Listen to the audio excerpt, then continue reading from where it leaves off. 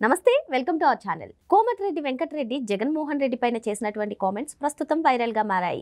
మరి తెలంగాణలో జరగబోయే గ్లోబల్ సమ్మిట్ కు చంద్రబాబు నాయుడు గారిని ఆహ్వానించేందుకు వచ్చినటువంటి మంత్రి జగన్మోహన్ రెడ్డి అసెంబ్లీకి వెళ్ళకపోవడం తప్పేనని చెప్పి స్పష్టం చేశారు. మరి అసలు ఈ కామెంట్స్ ని ఏ విధంగా చూడాలి తెలుసుకునే ప్రయత్నం చేద్దాం. దీన్ని విశ్లేషించడానికి మనతో పాటుగా ఉన్నారు సీనియర్ జర్నలిస్ట్ దుర్గకుమార్ గారు. నమస్తే సార్. నమస్తే శ్రావణి, మన వీక్షకులకు. వైఎస్ రాజశేఖర్ రెడ్డి గారికి చాలా ఆత్మీయుడు, జగన్మోహన్ రెడ్డి గారికి కూడా ఆత్మీయుడు కోమటిరెడ్డి వెంకటరెడ్డి సార్. మరి తెలంగాణలో జరగబోయే గ్లోబల్ సమ్మిట్ కి చంద్రబాబు నాయుడు గారిని ఆహ్వానించేందుకు వచ్చినటువంటి ఈ మినిస్టర్ జగన్మోహన్ రెడ్డి పైన చేసినటువంటి కామెంట్స్ ప్రస్తుతం సోషల్ మీడియాలో విపరీతంగా వైరల్ అవుతున్నాయి. మరి అది ఒక సూచన అనుకోవచ్చు, సలహా అనుకోవచ్చు. మరి రాజశేఖర్ రెడ్డి గారితో రాజకీయం చేసినటువంటి వ్యక్తి అసెంబ్లీకి వెళ్ళకపోవడం ముమ్మాటికి తప్పేనంటూ స్పష్టం చేశారు. అసలు ఈ కామెంట్స్ అన్నింటినీ కూడా ఏ విధంగా చూడాలంటారు? ఒకటమ్మా, రాజకీయాలనే ఎప్పుడు స్థిరంగా ఉండవు, ఎప్పుడు కూడా అవి మారుతూ ఉంటాయి కాలమాన పరిస్థితులను బట్టి. అట్లాగే రాజకీయాలను బట్టి మారుతున్న పరిస్థితులను బట్టి మాట్లాడగలిగిన వ్యక్తే కరెక్ట్ అయిన రాజకీయ నాయకుడు. అంతేగాని తప్పు చేసిన వ్యక్తి మనకు సంబంధించిన వ్యక్తి అయితే ఒక రకంగాను, లేకపోతే వేరొక రకంగా మాట్లాడటం తప్పు. ఒక పక్కన ఆయన చెప్పాడు రాజశేఖర రెడ్డి గారు మాకు అత్యంత ఆత్మీయుడు అని. కరెక్టే, రాజశేఖర రెడ్డి గారు ఆత్మీయుడే. కానీ రాజశేఖర రెడ్డి గారు కొడుకుగా జగన్మోహన్ రెడ్డి గారు చేసే ప్రతి అంశాన్ని ఆయనతో ఉన్న సాన్నిహిత్యం వలన బలపరచాలనో లేకపోతే మద్దతు ఇవ్వాలనో లేకపోతే దాన్ని సమర్థించాలనో అనుకోవటం తప్పు.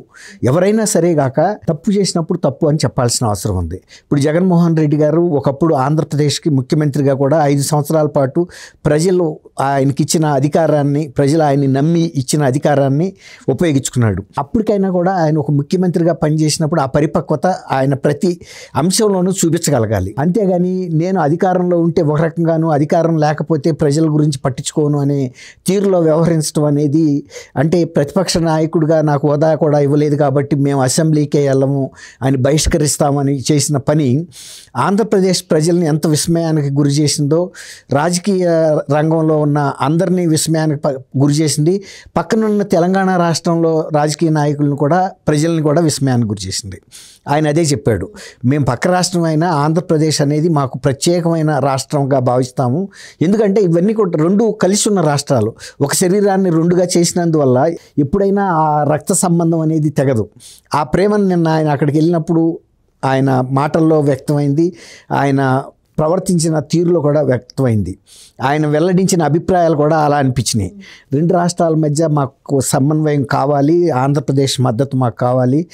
మా రాష్ట్రంలో ఈ నెలలో జరగబోయే అంతర్జాతీయ పెట్టుబడుల సదస్సుకి చంద్రబాబు నాయుడు గారిని మేము ఆహ్వానించడానికి వచ్చాము.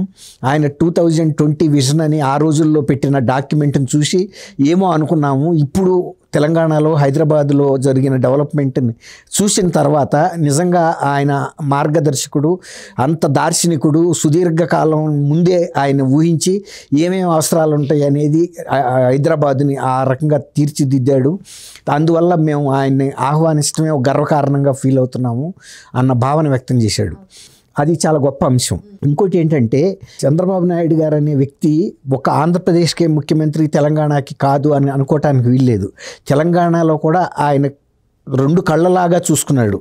ఎందుకంటే ఒకప్పుడు ఆయన నాయకత్వంలో డెవలప్ అయిన రాష్ట్రం కాబట్టి, ఆయన చేతుల మీదుగా పెరిగిన బిడ్డ లాంటిదే కాబట్టి ఆంధ్రప్రదేశ్ ప్రగతిని కోరుకుంటున్నాడు, ఆయన తెలంగాణ ప్రగతిని కూడా కోరుకుంటున్నాడు. ఆ విషయం బహిరంగంగా కూడా చెబుతున్నాడు. నేనేమి తెలంగాణకి వ్యతిరేకం కాదు, ఖచ్చితంగా ఆ రాష్ట్రం, ఆ రాష్ట్ర ప్రజలు బాగుండాలని కోరుకుంటాను. అట్లాగే ఇప్పుడు అదే ప్రతిస్పందన వెంకటరెడ్డి గారు సినిమాటోగ్రఫీ మంత్రిగా మొన్న పవన్ కళ్యాణ్ గారి గురించి కొన్ని ఆవేశపూరితంగా వ్యాఖ్యానించినప్పటికీ కూడా ఇవాళ నేను అమరావతి వెళ్ళిన సందర్భంగా ఆ అంశాన్ని నేను ప్రస్తావించబోను. అది భావోద్వేగమైన సంబంధమైన అంశం. అది ఆ క్షణం వరకే తప్ప దాన్ని నేను మనసులో పెట్టుకోను, దాని గురించి ఎప్పుడో మర్చిపోయాను. నేను దాని విషయంలో అసలు మాట కూడా ఇక నేను ఎత్తబోనని చెప్పాడు. ఎందుకంటే భావోద్వేగాలు రెచ్చగొట్టుకుంటే పెరుగుతాయి, తగ్గించుకుంటే తగ్గుతాయి, అంతే తప్ప ఒక పరిపక్వత గల నాయకుడిగా మీరు చెప్పారు. కోమటిరెడ్డి వెంకటరెడ్డి ఇవాళ ఆయన కాదు, ఆయన రాజశేఖర రెడ్డికి సమకాలికుడు ఆల్మోస్ట్. మరీ చంద్రబాబు నాయుడు గారు అంత సమకాలికుడు కాదు, కానీ ఆయనతో కలిసి పనిచేసిన పరిస్థితి ఆయనకుంది. అప్పుడు కూడా చాలా సీనియర్ లీడర్గా ఆయన ఉన్నాడు. అప్పుడు కూడా ఆయన ముఖ్యమంత్రి అభ్యర్థిత్వానికి ఆయన పేరు ప్రతిపాదన కూడా వచ్చిన సందర్భాలు ఉన్నాయి. అంత సీనియర్ బొత్స సత్యనారాయణ గారి లాగా. కాబట్టి నిన్న ఆంధ్రప్రదేశ్ వెళ్ళటం, తర్వాత ఆయన అసెంబ్లీకి వెళ్ళి ప్రజల సమస్యల్ని అసెంబ్లీలో ప్రస్తావించకపోవటం అనేది జగన్మోహన్ రెడ్డి చేసిన తప్పిదంగానే మేము భావిస్తున్నాము. అది ఒక వ్యూహాత్మకమైన తప్పిదం అన్నట్టుగా స్పష్టంగా మాట్లాడాడు. అది ఉండాలి. తర్వాత రెండోది ఏంటంటే ఆంధ్రప్రదేశ్లో జరుగుతున్న అభివృద్ధి పట్ల కూడా ఆయన చాలా సంతోషం వ్యక్తం చేశాడు. ఒక మంచి నాయకత్వం ఉంటే రాష్ట్రం ఎలా ఉంటుంది, లేకపోతే పరిపక్వత లేని వ్యక్తుల చేతుల్లో కనుక రాష్ట్రాలు పడితే ఎలా ఉంటుంది అనేది కూడా ఆయన చెప్పాడు. తర్వాత గత 2 సంవత్సరాలుగా తెలంగాణలో కూడా మేము ఒక మంచి ప్రగతి పదంలో రాష్ట్రాన్ని తీసుకెళ్తున్నాము. ఇప్పుడు 2047 విజన్ డాక్యుమెంట్ని కూడా మేము తయారు చేసి హైదరాబాద్ పట్టణాన్నే కాకుండా, హైదరాబాద్ నగరాన్నే కాకుండా హైదరాబాద్ నగరాన్ని దేశంలోనే ఒక పెద్ద నగరంగా రూపొందించడానికి కావాల్సిన మౌలిక సదుపాయాలను మేము కల్పిస్తున్నాము. దాంతోపాటు తెలంగాణ మొత్తం అంటే సరిహద్దుల్లో కూడా డెవలప్మెంట్ వచ్చే విధంగా మేము అక్కడ కూడా ఒక రోడ్డు తెలంగాణ మాల అన్నట్టుగా నేషనల్ లెవెల్లో వాజ్పేయి గారి టైంలో ఎలాంటి ఇదేశారో రోడ్లు, అలా వాళ్ళు తెలంగాణ మొత్తాన్ని అభివృద్ధి చేసే విధంగా కూడా రేడియల్ రోడ్లు వేస్తూ, అంటే సరిహద్దుల వరకు హైదరాబాద్ నుంచి గ్రామీణ ప్రాంతాలకి చివరికి వెళ్ళటానికి, అటు నుంచి హైదరాబాద్ రావడానికి కూడా బ్రహ్మాండమైన రహదారి వస్తువుల్ని మేము డెవలప్ చేయడానికి ఒక విజన్ డాక్యుమెంట్ కూడా తయారు చేసామని చెప్తున్నాడు. సార్ ఇక్కడ ఇంకో అంశం సార్, ఇటీవల మేకపాటి రాజమోహన్ రెడ్డి గారు కూడా జగన్ రెడ్డి గారికి కొన్ని సూచనలు ఇచ్చారు, బూతులు వద్దు అని చెప్పి. ఇప్పుడు కోమటిరెడ్డి గారు కూడా అసలు అసెంబ్లీకి వెళ్ళాలి అని చెప్తున్నారు.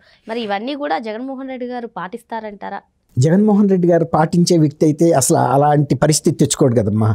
ఆయనకి అంత విఘ్నత లేకపోతే పరిపక్వత గనక ఆలోచన విధానం ఉంటే ఎప్పుడైనా సరే, ఇంతవరకు నేను ప్రజలిచ్చిన తీర్పుని శిరసా వహిస్తామని చెప్పిన ఎంత పెద్ద నాయకుల్ని చూశాం, కానీ ప్రజలిచ్చిన బాధ్యతను అక్కడ పడేసి తన బాధ్యత తప్పించుకుని తిరగటం అనే వ్యక్తిని ఫస్ట్ టైం చూసాం. అందుకే ఇంతమంది చెప్పాల్సి వచ్చింది.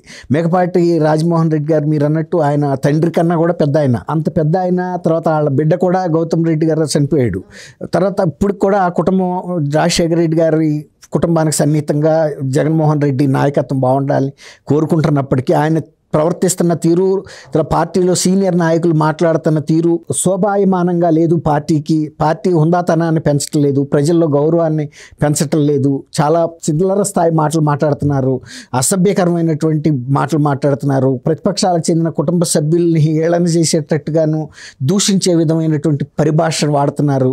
ఇది పార్టీకి మంచిది కాదు అని ఆయన అంత బహిరంగంగా చెప్పాడు. అంటే నిజంగా జగన్మోహన్ రెడ్డి గారు కనుక అంత సీరియస్గా తీసుకున్న వ్యక్తి అయితే ఖచ్చితంగా దాన్ని మేము మా పెద్ద ఆయన రాజమోహన్ రెడ్డి గారు చెప్పిన అంశాన్ని తీసుకుని నేను శాసనసభలో నేను మాట్లాడతాను, శాసనసభకి మా సభ్యులందరం వెళ్తాము, మా బాధ్యతను నెరవేరుస్తామని వెంటనే స్పాంటేనియస్గా చెప్పాలి. ఇప్పుడు ఇంత టైం ల్యాప్స్ అయిన తర్వాత కూడా ప్రజలకి ఆయన స్పందించలేకపోతున్నాడంటే ఎప్పుడైనా రాజకీయాల్లో వచ్చిన అవకాశాలను అందిపుచ్చుకోవాలి తప్ప కాల్దన్నుకుంటే. ఇప్పుడు ఒక బెస్ట్ ఉదాహరణ ఏంటంటే అంది వచ్చిన అవకాశాలని పుచ్చుకోకుండా వదులుకున్న వ్యక్తిగా జగన్మోహన్ రెడ్డి ఒక ఉదాహరణగా నిలిచిపోతాడు.